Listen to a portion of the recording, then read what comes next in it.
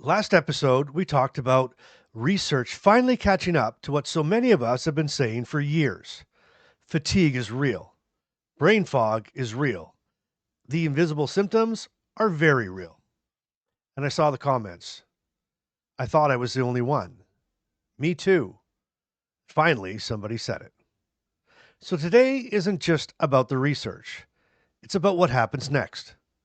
And this topic is so important, not just for people living with Parkinson's, but for the people walking beside them, that Carmen is here with me today. And she has something that she wants to say to all of you. So stay with us, because this isn't just validation, it's a turning point. Welcome to Living with Parkinson's. The good, the bad, and the reality. Real talk, real life, real community with Bryce Perry. Let's begin. Let's be honest about something. For years, many of us started second guessing ourselves. Not because we're weak, because uncertainty is debilitating. And when your symptoms don't look dramatic, when fatigue can't be measured, and when brain fog doesn't show up on a scan, when somebody says, that doesn't sound typical, or a family member says, you seem fine, self-doubt creeps in. And when your lived experience doesn't match the textbooks, you start asking yourself questions that you shouldn't have to ask. Am I exaggerating? Is this just aging? Maybe I'm overthinking this. We softened how we described things. We minimized. We walked into appointments almost apologizing for bringing something up. And not because it wasn't real, but because it didn't sound medical enough. And that's heavy. And it's lonely. But here's what's changed.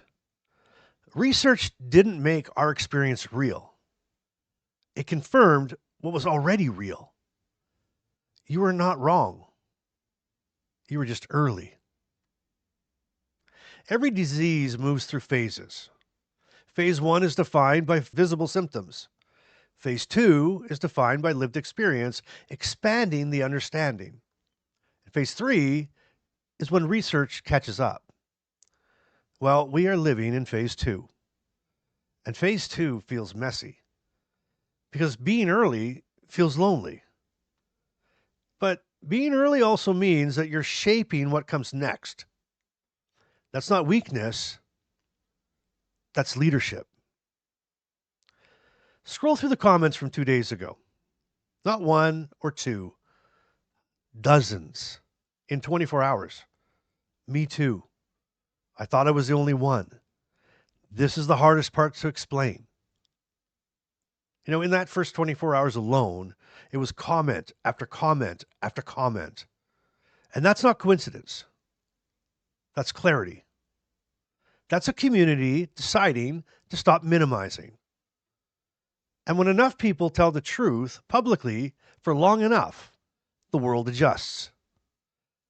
This community matters because when people stop whispering and start speaking clearly about the invisible parts, that's not complaining. That's data. That's momentum. That's evolution.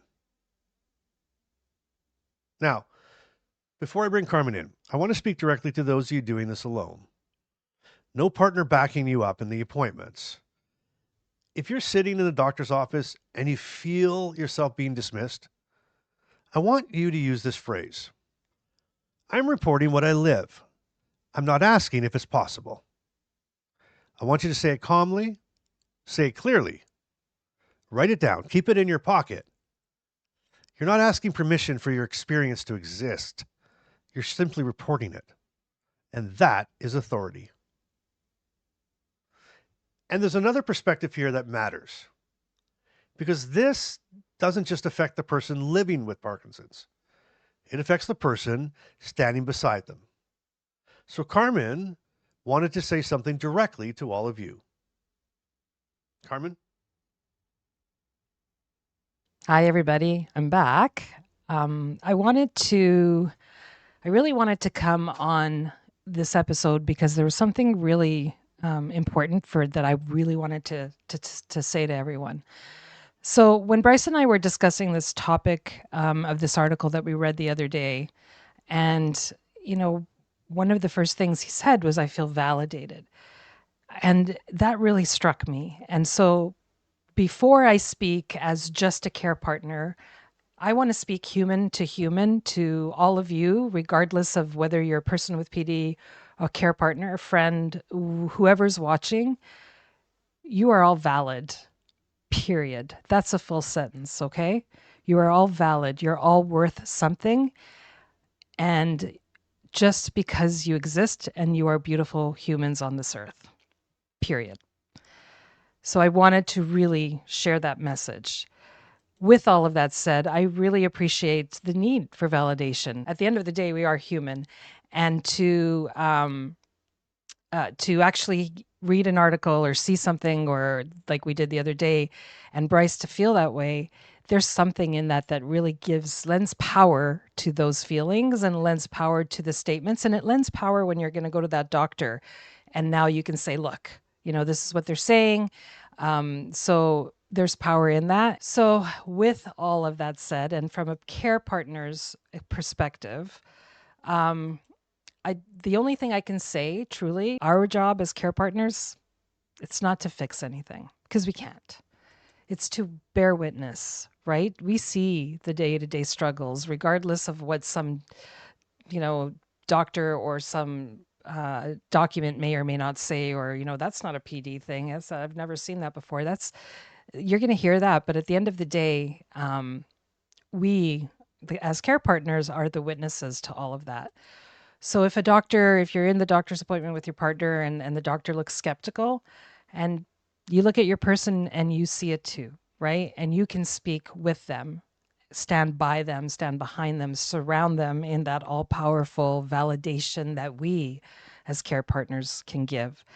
And as a solo person, I do want to recognize the fact that, it's hard. You have to do all of that on your own sometimes, but you know what? I'll be your surrogate care partner. So if you ever need that as a solo person and you want to talk to a care partner and you just want to vent, I'm here for all of you anytime. Okay. But again, you be that witness for your PD person. Okay. Because that's powerful to be able to stand with them. And that in itself is short, it's strong, and it's grounded. I love all of you. Take care. Carmen's right. Validation matters. But here's where this becomes bigger than validation. Because now that we know we weren't imagining it, we cannot go back to second guessing it. Here's the turning point. We stop waiting to be believed. From this point forward, we trust what we live. From this point forward, we speak clearly about fatigue. We speak clearly about brain fog. We speak clearly about the invisible parts. Not louder, not angrier, just steadier. We stop softening the language. We stop minimizing. Because if not me, then who? And if not now, then when? And not as a rally cry, as a commitment. We walk into appointments. We tell the truth. We let it sit. That's how understanding evolves. That's how research shifts. Not because we demanded it, but because we stayed steady long enough that it had to follow. And now I have your Bryce-ism for you. With Parkinson's, we're not waiting to be understood anymore. We're helping to find the understanding. And with that, I want to thank you for joining me today. Thank Carmen for being with me today. And for you, thank you for being here. Thank you for showing up. Thank you for being real. And thank you for doing life today. I'll see you on the next episode.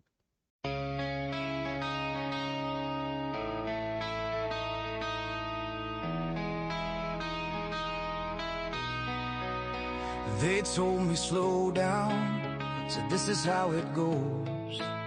Said the future's shrinking, said just take what you're owed.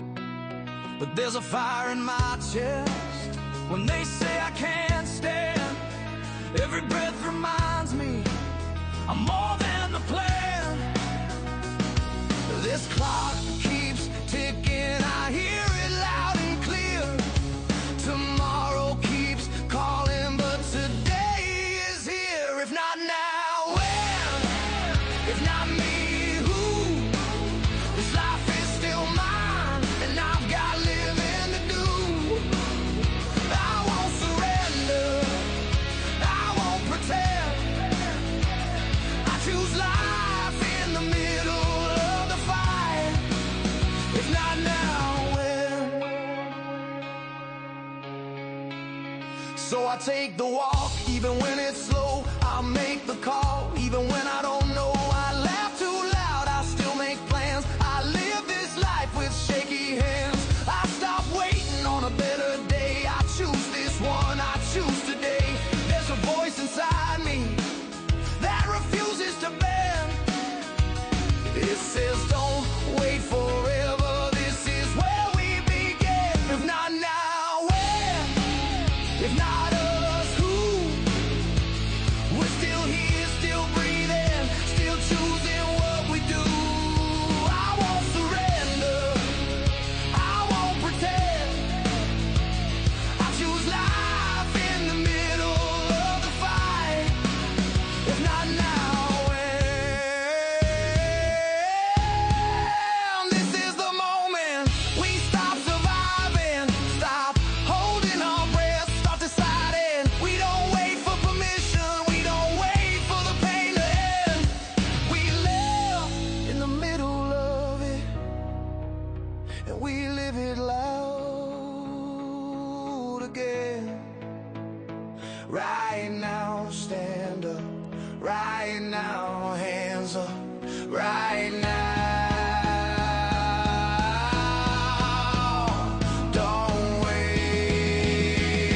Right now, if not now, when? The clock won't